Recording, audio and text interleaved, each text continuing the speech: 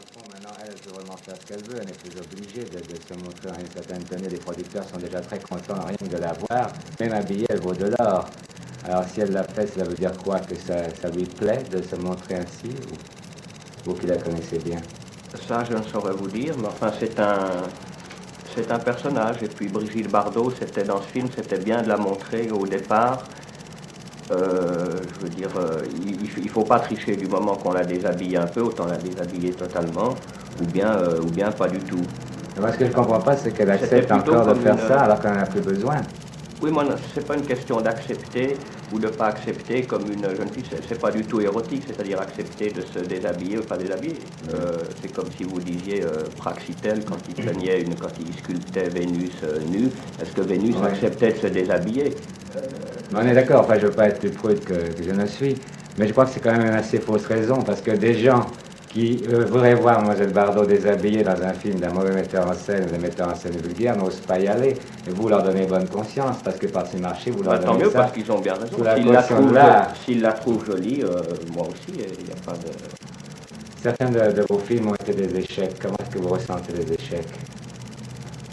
Il y a un de mes films en particulier, Les Carabiniers, qui n'a même pas été un échec, qui n'a rien été du tout. Oui. Est-ce que vous y attendiez?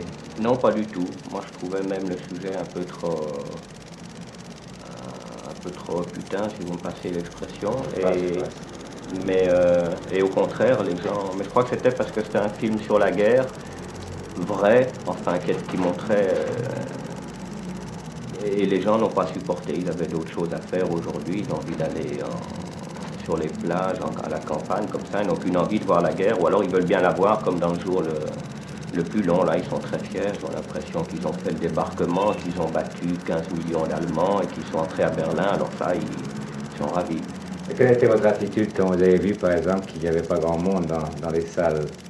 Ah ben ça, moi ça m'a beaucoup atteint là, personnellement, parce que je me suis dit c'est une erreur complète puisque j'ai voulu apprendre quelque chose aux gens en les intéressant sous forme de spectacle et que non seulement les gens n'ont pas voulu, ça ne les a pas intéressés, mais qu'ils se sont méfiés, qu'ils ne sont même pas entrés dans la salle. Moi je dis toujours, le rêve de la nouvelle vague, quand on était critique et qu'on a commencé à faire du cinéma, enfin mon rêve à moi personnellement, c'était de tourner un film, et c'est toujours mon rêve, c'est de tourner un film de 5 millions de dollars sur le grand plateau de la MGM à Hollywood. Bon, c'est un rêve que je ne ferai jamais. C'est Verneuil en ce moment. Simplement, oui, mais simplement, lui tournera sur le petit plateau de la MGM parce que le grand plateau n'existe plus. Ouais. Est-ce que le cinéma peut être un métier pur?